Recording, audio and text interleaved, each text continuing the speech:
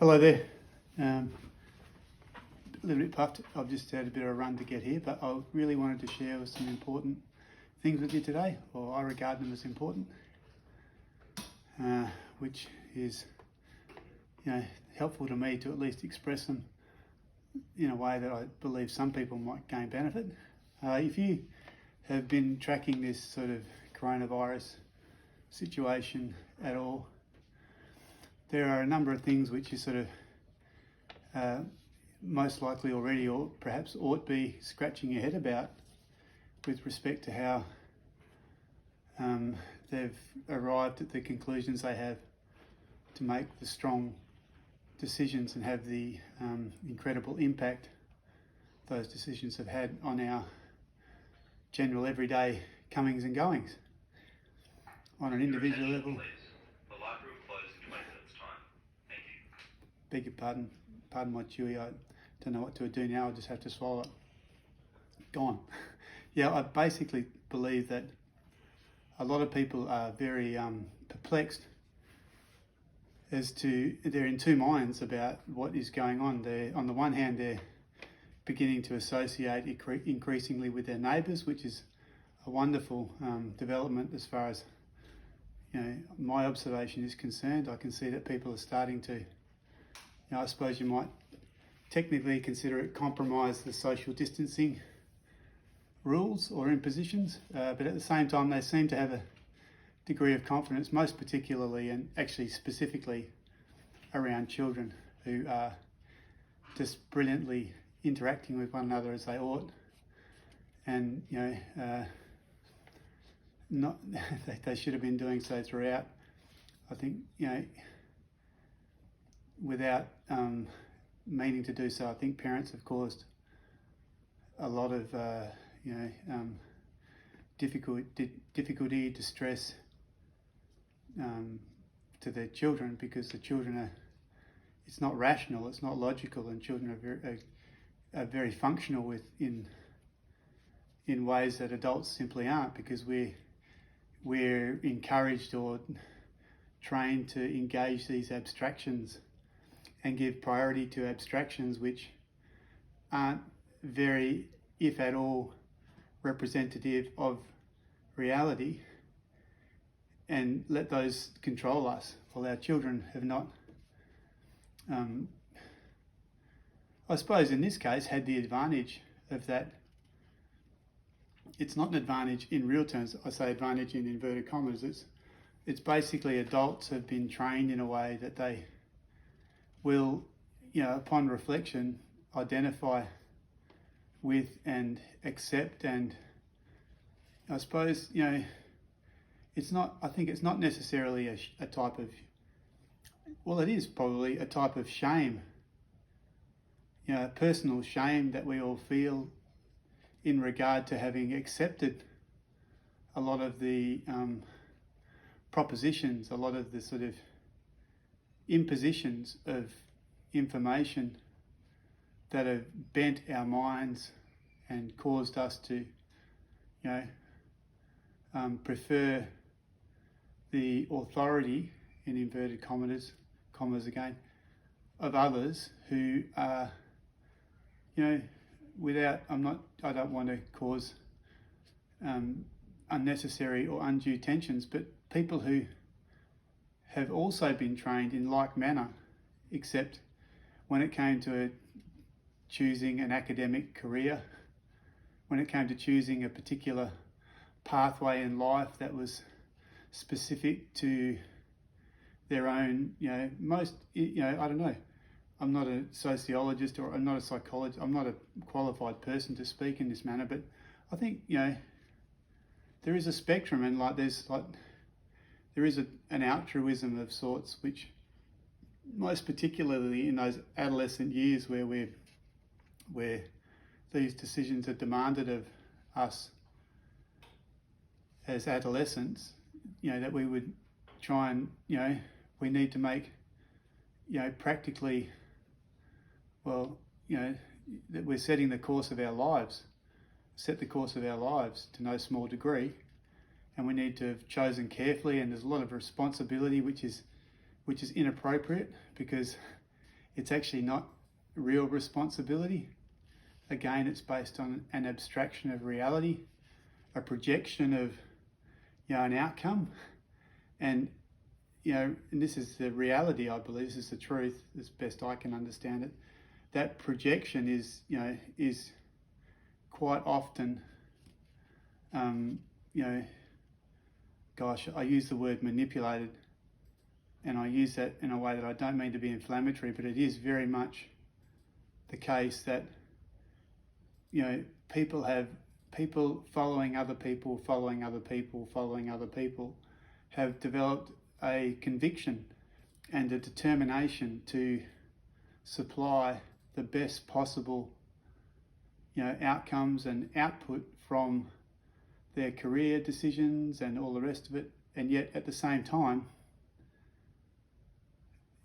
the sacrifice which has unknowingly been made by the adolescents or the children, the adolescents, young adults, whatever the case may be, when they've decided, in inverted commas, upon their path, is that of reconciling their experience and the truth with one another. And so I'm very reluctant, as you may, or maybe I'm just a chicken shit, I don't know. I don't want to cause extra conflict and extra,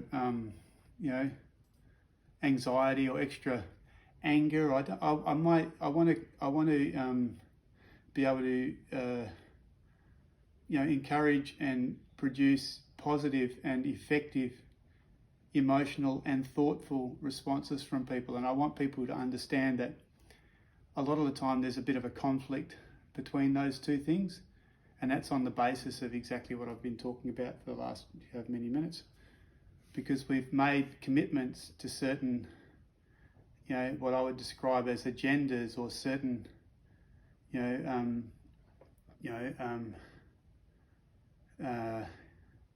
they're things that we've unwillingly even chosen to, commit to, because we want the best, and we want to be the best we can be individually and socially and cosmically.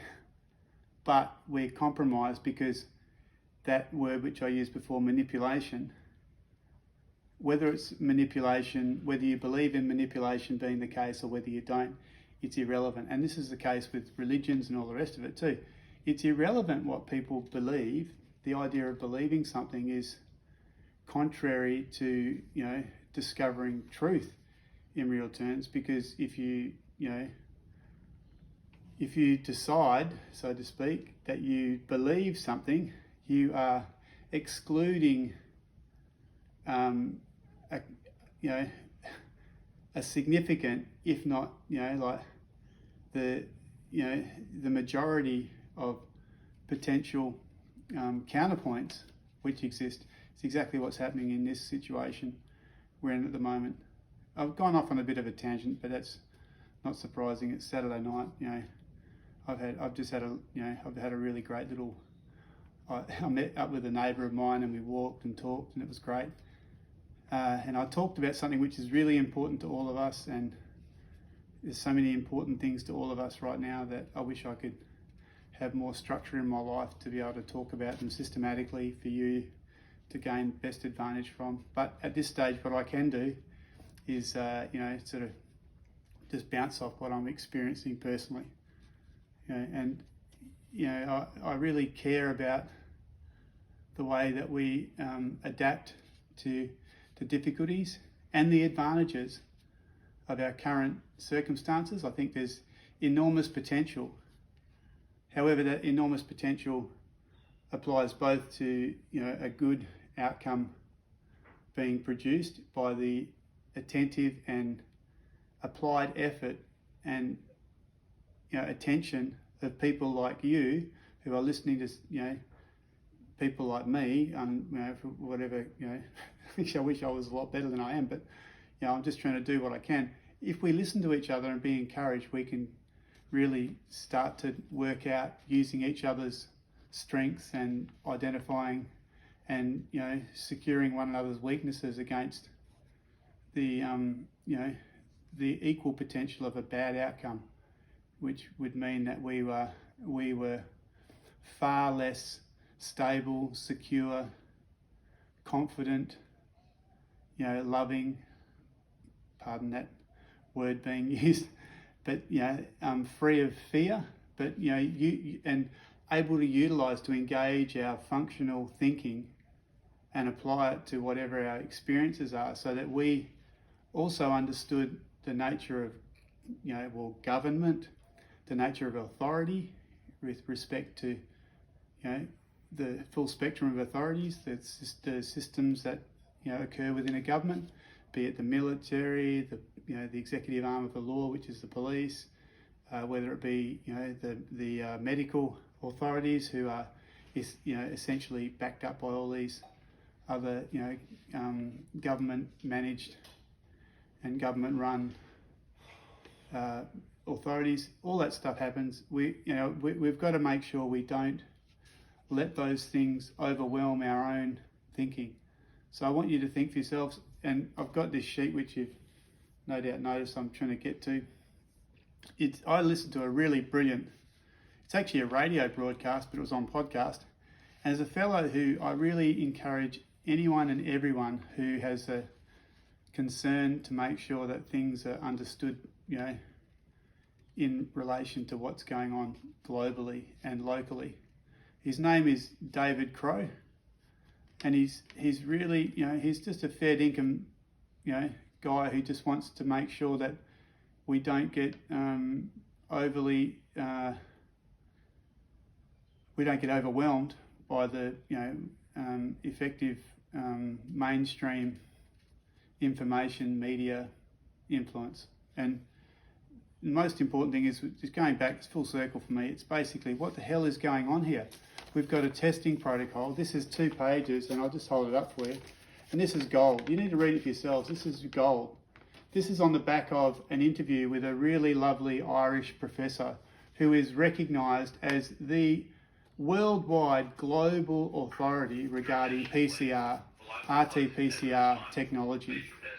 You know, Dr. Mullis, as I said in an earlier podcast, has passed away. But even he, you know, when he came up, he investigated AIDS after his Nobel Prize had been awarded, and after he, you know, he just said, what the heck is going on here? They're using this, and it's like, he discovered after years of really diligent and, you know, as a Nobel Prize winner, he had, you know, access to people that ordinarily you wouldn't have access to, and ultimately, he came to the conclusion it's just BS, in my, you know, layman's terms. There is no real basis for HIV/AIDS to be, you know, and we, you know, like, I remember I grew up during the AIDS pandemic, you know, and I remember you know, like, and even though I wasn't a particularly switched on young bloke, I remember it altered ways that everybody lived, you know, and I think it's really important to identify that somebody who lived in those days, he's passed away, and he won a Nobel Prize for the technology that they're using now. He actually said, no, you've gone wrong, badly wrong. You are BSing the population. You are sending us down a wrong path. And anyway, so this new interview, which he's done just very recently, which I listened to, this guy is gold, because he's a professor, and he's very objective. He's not involved in some sort of,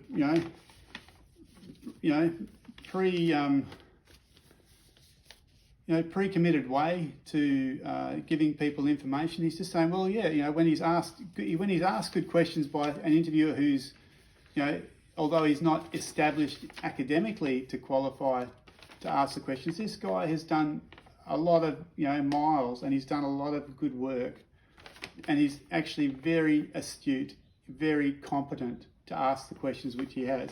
And the questions which he asks are, you know, like, they undermine, they don't merely undermine, they practically dismiss the whole proposition of this being some sort of you know, bioweapon, or, you know, it just practically is like a mass hysteria which has occurred on the back of, you know, like, you know, information technology gone mad, and lack of people taking responsibility for their own, you know, processing of information. You know, their reliance on their smartphones. And I love that quote. I heard a quote, and I don't paraphrase it well, but I'll just describe it. It says, when people utilize the, you know, the term smart, ordinarily they're referring to something which is put, you know, in reference to themselves as, you know, comparatively smarter. And so people describe their smartphone. I've got a smartphone. Essentially, what you're saying is, I've got a device which is, compared to myself, smarter.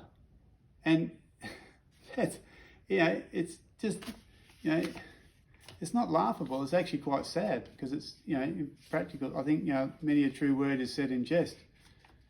I think it's true. You know, your smartphone isn't smarter than you. You know, it has all these really impressive technologies and all the rest of it, and all this stuff is going to you via smartphone, but it's just bullshit. You know, you need to start waking up with being responsible. Yeah, and I'll get to the next thing, which is Lex Mercantoria, just as a, you know, like a point that I can try and remember to, you know, go from. Lex Mercantoria is a, you know, potentially a really helpful opportunity for us to do the right thing, simply because it's the right thing to do. It's probably the right thing for me to get out of here. Bye for now.